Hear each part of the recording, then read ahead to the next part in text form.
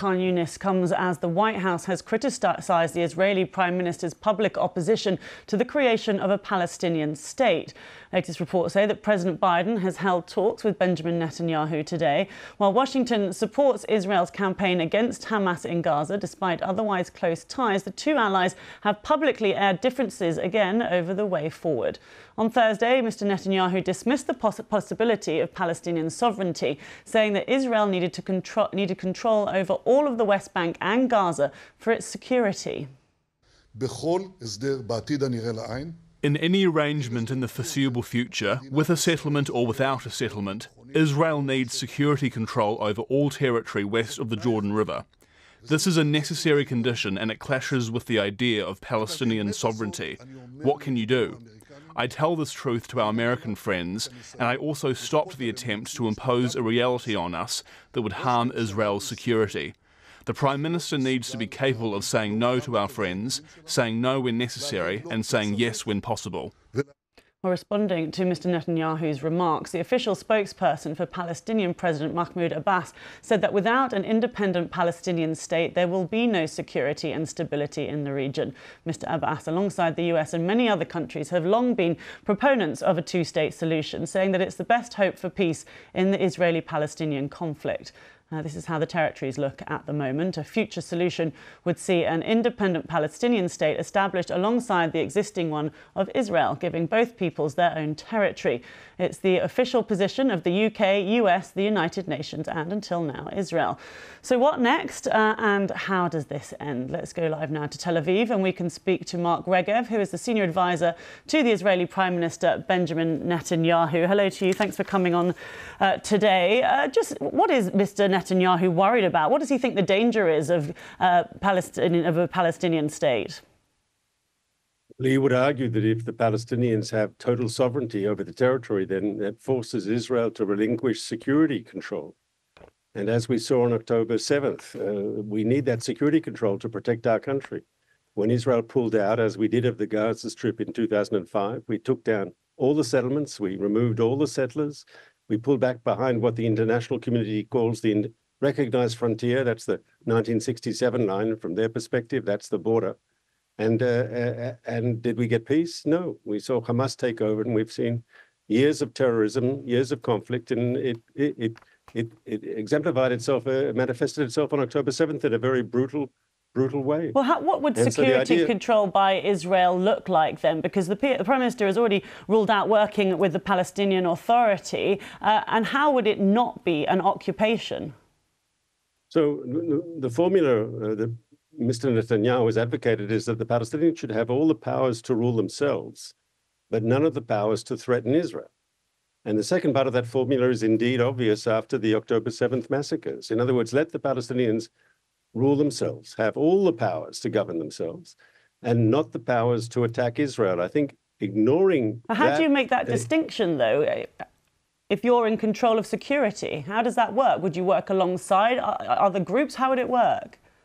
Well, once again, in the framework of a peaceful settlement, the Palestinians could run their own affairs, they could govern themselves, but it's clear they will not have full sovereignty. Israel cannot afford to allow a future Palestinian entity to sign treaties, defense pacts with people like Iran, or to have Hezbollah fighters visit them for joint exercises and operations. Obviously, there can't be a peace that's not rooted on ironclad security arrangements, and that in any foreseeable future will require an Israeli security presence. That doesn't mean... So that's the long-term aim, is it? No two-state solution. That's the long-term aim.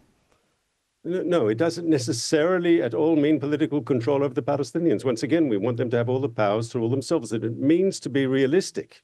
You have to have security guarantees built into any sort of future arrangements. We saw what happened on October 7th when we didn't have security arrangements that were adequate.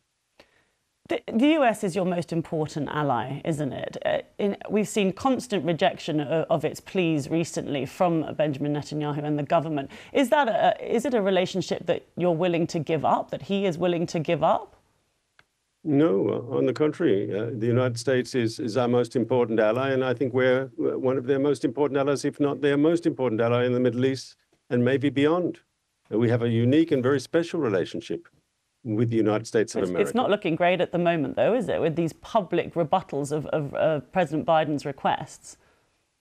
So I think we should see where we do agree. We agree that Hamas must be defeated. Hamas is an enemy of peace, an enemy of reconciliation, a brutal terrorist organization. That Gaza will be better off without Hamas. So that'll be good for Israelis. That'll be good for Palestinians, who deserve better than this Hamas regime that has only brought bloodshed and poverty and misery for the people of Gaza. And we agree on that. When we defeat Hamas, and we will, we've expressed policy goals that talk about a demilitarized Gaza Strip, a de-radicalized Gaza Strip, but ultimately a Gaza Strip where the Palestinians can rule themselves. Israel does not want to reoccupy Gaza. Once again, you have to distinguish between political control and security control. In our part of the world, in this region, to ignore the security situation is to ignore realities. And there won't be an agreement in which Israel can't defend itself by itself and avoid the sort of atrocities we saw on October 7th. Doesn't this stance from Mr. Netanyahu show that he is more interested in appeasing certain members of his party, and in fact, he's more interested in just trying to stay in power than he is anything else? Well, I think you'd find that these calls for Israeli military security control over the territories is supported well beyond Netanyahu's natural political base. In fact, if you look at the war aims that we've articulated as a government for the Gaza campaign, the destruction of Hamas, the return of all the hostages, the creation of a new political structure in Gaza without Hamas rule, they're supported well beyond Benjamin Netanyahu's natural political base. You have overwhelming support in Israel for those goals. There are a lot of people who are saying that they're waiting for Benjamin Netanyahu to be out of office, though, aren't there? In terms of what is going to be left of Gaza when you've finished with it, I mean, the destruction is so huge, the misery is so huge. And there are some people suggesting that the intention is to try and drive people out of Gaza. And when I say some people, that's some people within Benjamin Netanyahu's government himself have been saying that they want to encourage civilians to leave Gaza for Egypt. What do you say to the claim that Israel is basically trying to make Gaza uninhabitable? Well, Prime Minister Netanyahu just last week publicly repudiated those allegations. He said that's not the Israeli intention at all. On the contrary, once again, when this is over, we want to see the people of Gaza get a better government than they've had under Hamas. That'll be good for them. It'll be good for us. But already infrastructure is being destroyed. Schools are being destroyed. The UN says more than 60% of homes have been destroyed. There's hardly anything left of Gaza. So Gaza will have to be rebuilt. But let's remember, Lucy, who started this war? It's not one that we wanted. We were forced to fight this war.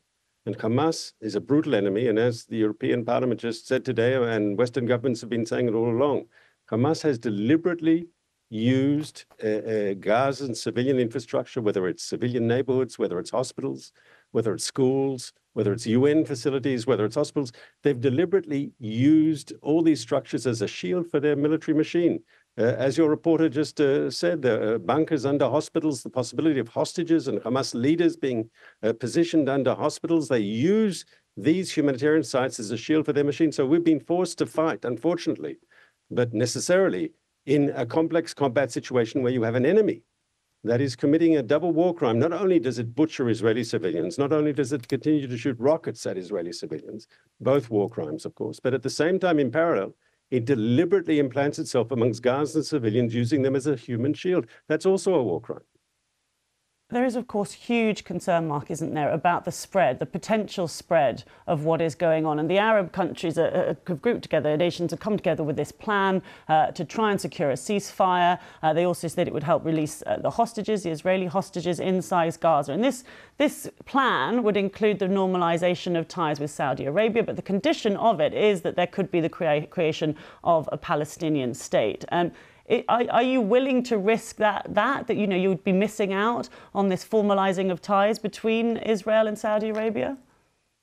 I firmly believe that when this is over and Hamas is defeated, and we will have demilitarized the Gaza Strip, I think there will be room to work with Arab partners across the Gulf, including Saudi Arabia, on building a better future for Palestinians in Gaza. There'll be an effort at reconstruction, which from our perspective can be Arab-led, And I think in the framework of that, we'd like to see the expansion of the circle of peace. The Saudis have not ruled that out. And I'm hopeful that once Hamas is defeated, and remember that Hamas is the most violent enemy of peace. They represent groups like, partner with Hezbollah, with the Houthis, with the Iranians. Most of the Middle East is not there. Most of the Middle East wants peace, wants reconciliation with Israel, wants to work together for the common good of the region. And I think once you've defeated Hamas, there'll be room for cooperation. There'll be room for reconstruction. And we're eager to work with Arab partners to build a better future for Gaza, a better future for the Palestinians, a better future for us all. Okay, well, thanks very much for talking to us. Mark Regev there. Thank you very much.